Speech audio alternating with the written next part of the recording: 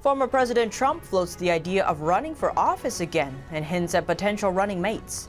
This comes after President Biden's first big speech in front of the joint sessions of Congress last night.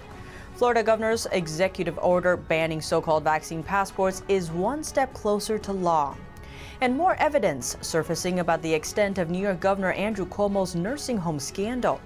Tune into Deep Dive as we explore these topics and more. Hello and welcome. This is Deep Dive and I'm Tiffany Meier. President Biden delivered his first big speech before the joint session of Congress last night, marking his first 100 days in office. But before we get into it and Republican Senator Tim Scott's rebuttal speech, here are some updates. Let's turn to New York, where Governor Andrew Cuomo is back in the spotlight over his nursing home scandal. New interviews and documents seen by the New York Times seem to reveal just the extent of the cover-up. The outlet found Cuomo's senior aides kept top health officials and the State Department of Health commissioner from publishing the virus numbers. That process lasted over 5 months. The New York Times found that key pieces of information were never released to the public, such as a scientific paper left unpublished. A top Cuomo aide did an audit of the numbers, but those findings weren't released for months. And the health department drafted 2 letters for state legislators, but those remained unsent. Cuomo came under scrutiny for the way he handled the pandemic. Reports saying his office underreported or covered up the numbers of deaths in nursing homes last year. New York City was hard hit in the pandemic, becoming a hotspot in the U.S. Cuomo required nursing homes in his state to take in residents infected with the virus. Critics say this caused many additional deaths. Cuomo was also accused of hiding the number of deaths caused by the virus in nursing homes. The FBI also launched an investigation into him. While Cuomo reversed the policy around 2 months later, he did not change the way virus deaths in nursing homes were counted, saying those who died in a nursing home or hospital could lead to double counting. An investigation carried out by New York Attorney General Letitia James found that the state may have underreported deaths by as much as 50%. The New York Times found that that's something Cuomo's aides knew as early as last spring. The most recent numbers show over 15,500 New York nursing home residents with the virus have died.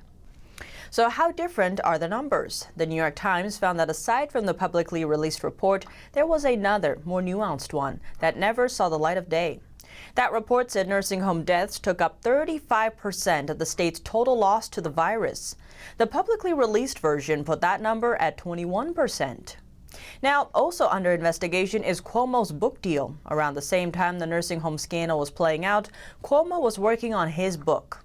Now, State Attorney General Letitia James is looking into whether Cuomo misused state resources to write the book, worth an estimated $4 million. Cuomo continues to deny wrongdoing, despite calls from both Republicans and Democrats for him to resign.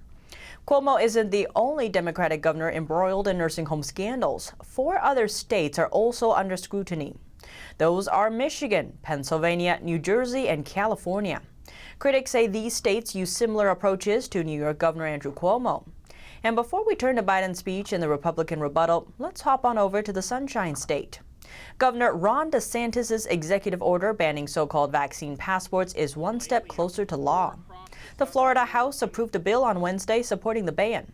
Lawmakers voted 76-40 to approve the vaccine passport ban. It's part of a broader emergency bill called SB 2006. That includes provisions around authorizing emergency funding and limiting local emergency orders. It also seeks to minimize the negative effects of an extended emergency, such as those associated with school and business closures. But not everyone's for it. Democratic Representative Omari Hardy argued against it, telling News Service of Florida, if you care about keeping Florida open and making sure that we are not losing jobs due to the pandemic, why would you prevent people from enacting policies that give their customers the assurance, the confidence that they can walk into a business and that they'll be safe? Vaccine passports have been criticized by civil liberties groups who say they would potentially violate Americans' privacy rights while denying key services to people who are not vaccinated. The White House has said that the Biden administration is opposed to federal vaccine passport mandates. But White House Press Secretary Jen Psaki has said that the administration is working on guidelines for private companies regarding the use of such services. Now, speaking of Florida, Governor Ron DeSantis could be Trump's running mate in the future. Former President Trump told Fox Business on Thursday, "I endorsed Ron, and after I endorsed him, he took off like a rocket ship," adding he's done a great job as governor. "I'm saying what I read and what you read. They love that ticket. Certainly Ron would be considered. He's a great guy." DeSantis himself has been considered a potential GOP frontrunner for 2024. That's if Trump doesn't run. Many Republicans showered DeSantis with praise for lifting all virus-related restrictions in his state in September, making Florida one of the most open states. Now, let's turn to Biden's first big speech in front of the joint sessions of Congress last night. Biden worked to paint America's future as hopeful, saying America is rising anew. He also touched on some big topics since taking office, saying the worst pandemic in a century, the worst economic crisis since the Great Depression, the worst attack on our democracy since the Civil War. Some have taken issue with Biden's description of the Capitol breach on January 6th. Some note 9/11 and Pearl Harbor might be more fitting. Biden touted his vaccine efforts and his relief package. He said his administration set up vaccination sites in more than 400,000 pharmacies across the country. And last week, the administration passed Biden's goal of administering 200 million shots. Biden also celebrated passing his $1.9 trillion COVID relief package and praised his multi-trillion-dollar infrastructure package. He also called on lawmakers to support his radical proposals on infrastructure, election reform, police reform, and gun control. Biden signaled he may expand Obamacare. He plans to increase corporate taxes to pay for his radical proposals. Minutes after President Biden's speech to Congress, Senator Tim Scott gave the Republican response. He went after Biden, accusing him of dividing the country despite promises to unite it. Scott said, "Our president seems like a good man. His speech was full of good words," adding, "But our nation is starving for more than empty platitudes." He went on to note so far Biden's policies are, quote, "pulling us further and further apart." Scott then pointed to the Trump administration, saying during that time Congress came together for 5 bipartisan virus relief bills. But he says since Biden came to office, Democrats are going it alone. He said they spent almost $2 trillion on a partisan bill that the White House bragged was the most liberal bill in American history, adding only 1% went to the vaccinations. No requirement to reopen schools properly. COVID brought Congress together 5 times. This administration pushed us to part. He also went after Biden's new American Families Plan, saying it includes the biggest job-killing tax hikes in a generation. Scott called the plan a liberal wish list, a big government waste. As the first black politician from the South to serve in the Senate, Scott also disagreed with Biden's description of America as systemically racist. He said America is not a racist country. It's backward to fight discrimination with different types of discrimination. And it is wrong to try to use our painful past to dishonestly shut down debates in the present.